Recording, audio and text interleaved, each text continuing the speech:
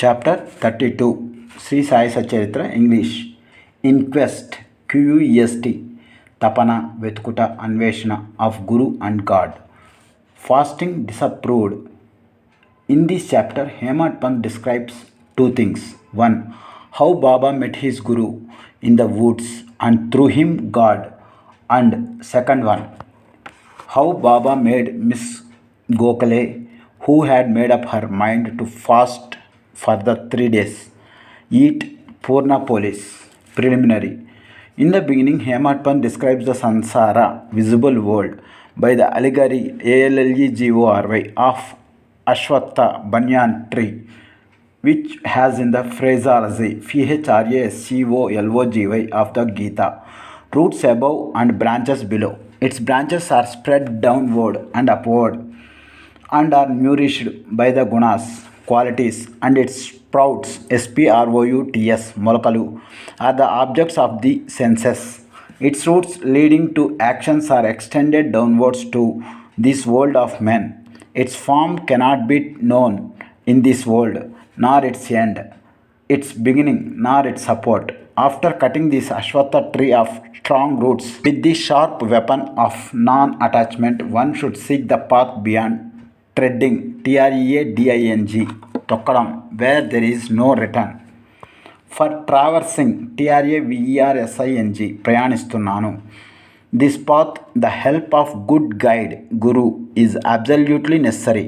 However learned a man may be, or however deep his study of Veda and Vedanta, sacred literature, maybe he cannot reach his destination safely.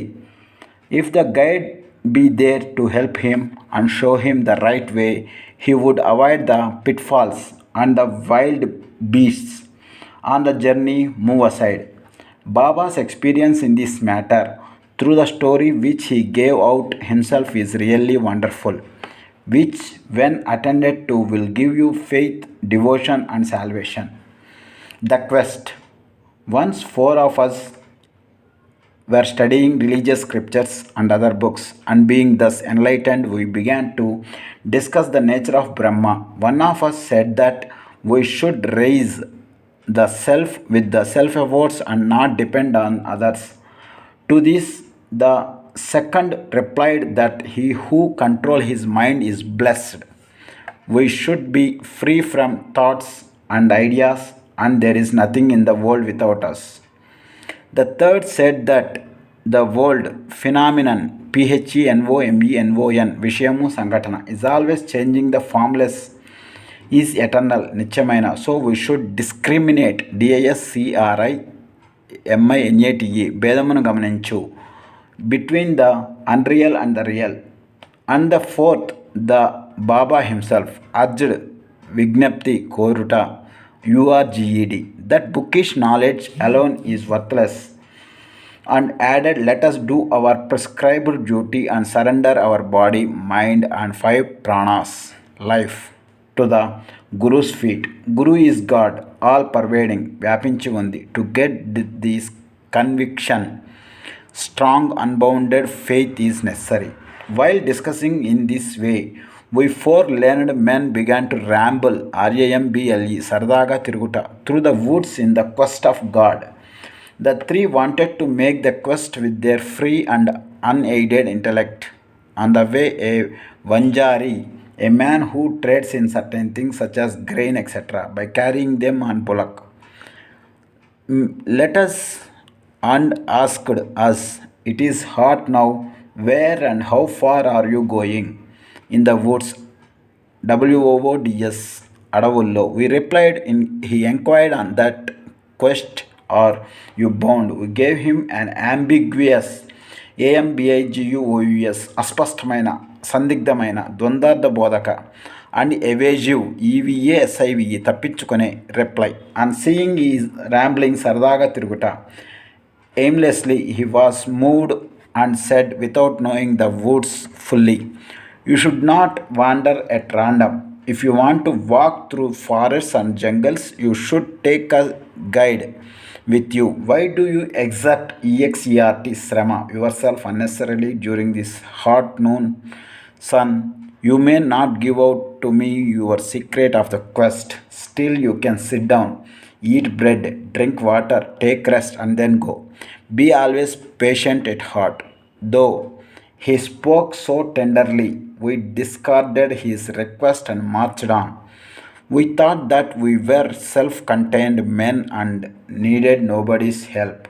The woods were vast and trackless, the trees therein grew so close and tall that the sun's rays could not penetrate చొచ్చుకుపోతాయి through them. So we lost our way and wandered here and there for a long time.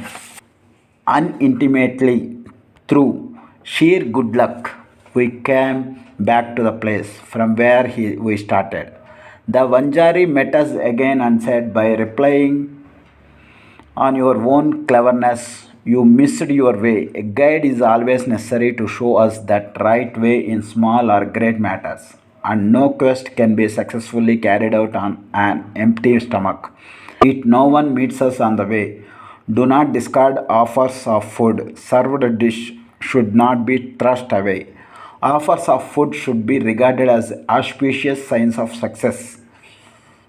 On saying this, he again offered us food and asked us to be calm and patient. Again, my companions did not like this unsolicited UNSOLICETAD అభ్యర్థించలేదు కోరలేదు not asked for requested hospitality and discarded his offer.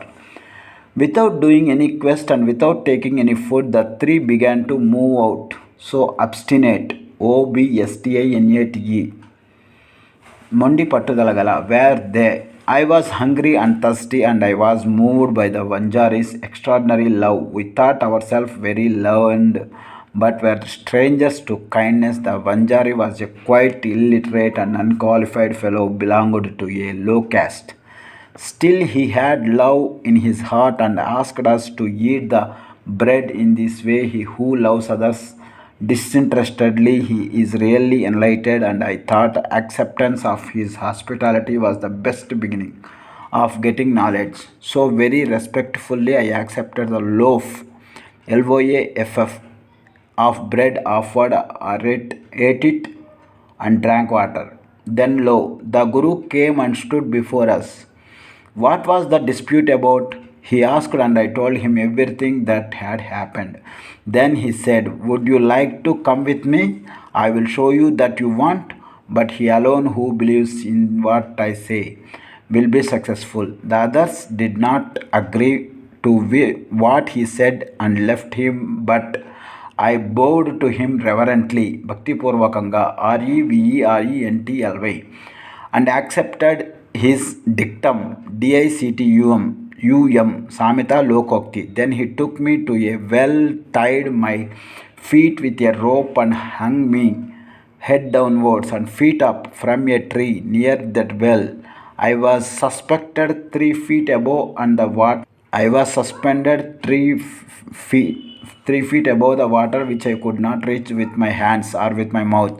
After 10 or 12 gatakskas, 4 to 5 hours, he returned, and after taking me out quickly, asked me how I fared. In bliss supreme I was. How can I fool like me describe the joy I experienced? I replied. On hearing my answer, the Guru was much pleased with me, drew me near him, and stroking my head with his hand, kept me with him. He took care of me as tenderly as a mother bird does of her young ones.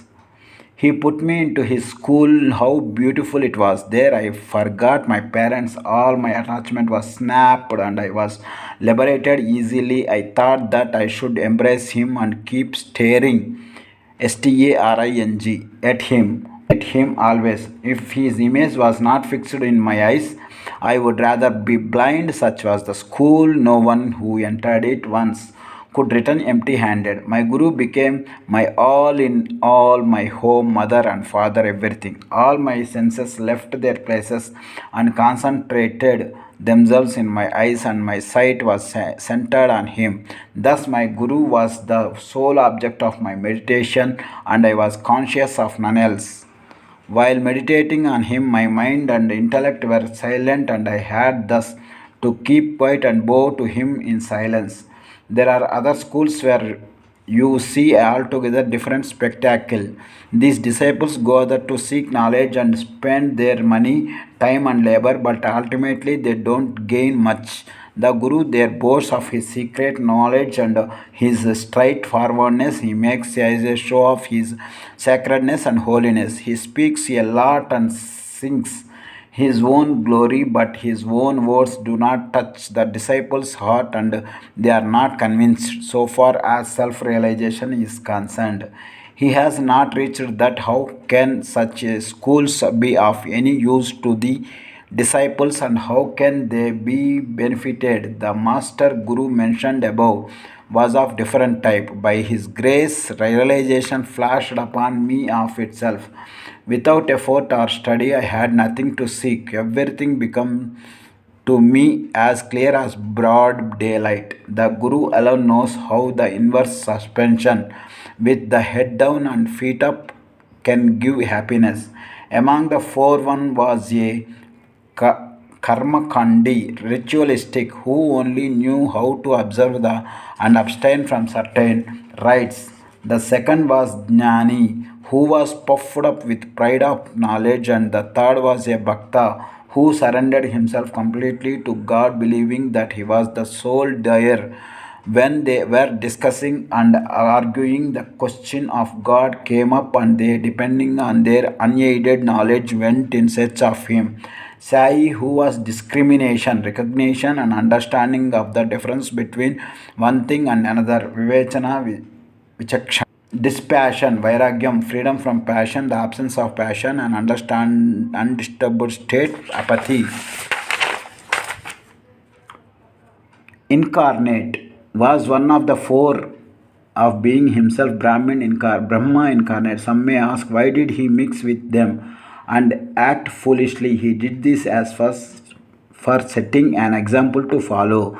Though an incarnation himself, he respected a low Vanjari by accepting his food with the firm belief that food is Brahma and showed how those who rejected Vanjari's hospitality suffered and how it was impossible to get jnana without the Guru. The Shruti Taittiriya Upanishad exhorts Udbodhistu us to honor and worship mother, father, and preceptor. Preceptor, Bodhakudu. A preceptor is an experienced practitioner who provides supervision during clinical practice and facilitates the application of theory to practice for students and staff learners and to study, learn, and teach the sacred scriptures. These are the means of purifying our minds, and unless this purification is affected, self realization is not possible. Neither the senses nor the mind and intellect reach the self.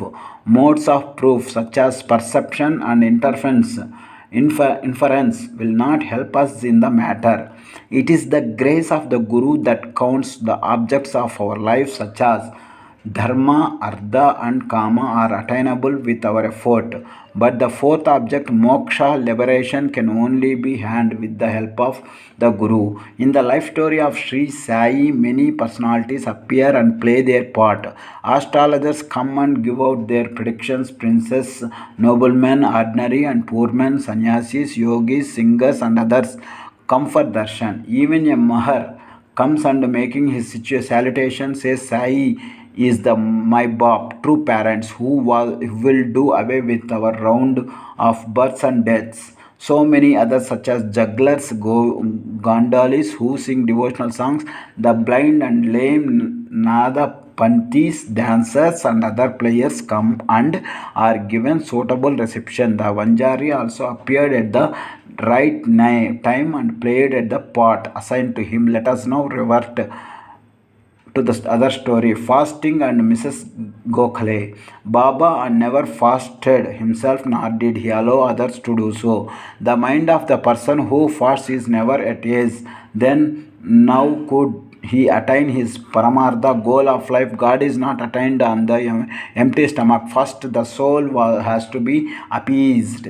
APPESCD Santi Pondina. If there be no food in the stomach and nutrition with what is should we see God? With what tongue should we describe His greatness? And with what ears should we hear the same? In short, when all our organs get their proper nutrition and sound, we can practice devotion and other sadhanas to attain God. Therefore, neither fasting nor overeating is good.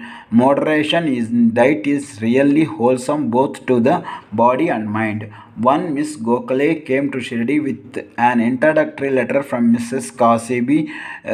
Kashibai Kantikar, a devotee of Baba Dada Kelkar. She came to Baba with a determination to sit at Baba's feet and observe a 3 days fast. The previous day, Baba said to Dada Kelkar that he would do not allow his children to starve during the Shimaga, that is holy, the festival of colors Hindus celebrate every year, holidays, and that if they had to starve, why was he there? Next day, when the woman went with Dada Kelkar and sat at Baba's feet, Baba at once said to her, "Where is the necessity? Why, why was he here?" Next day, when where is the necessity of fasting? Go to Dada Bhatt's house, prepare the dish of Puran Polis, wheat rotis with gram flour and jaggery. Feed his children and yourself too. Shivmogga holidays were on. Mrs. Kelkar was then going through her menses and there was nobody to cook Dada Bhatt's house. So Baba's advice was very timely. Then Mrs. Gokhale had to go to the Dada Bhatt's house and prepare the dish as directed. She cooked that day and fed others and herself. What a good story and how beautiful, it's important. Baba Sarkar. Baba gave a story of his boyhood as follows. When I was youngster, I was in search of bread and went to bead. Then I got embroidery work. I worked hard, sparing pains. The employer was very much pleased with me. Three others boys worked before me.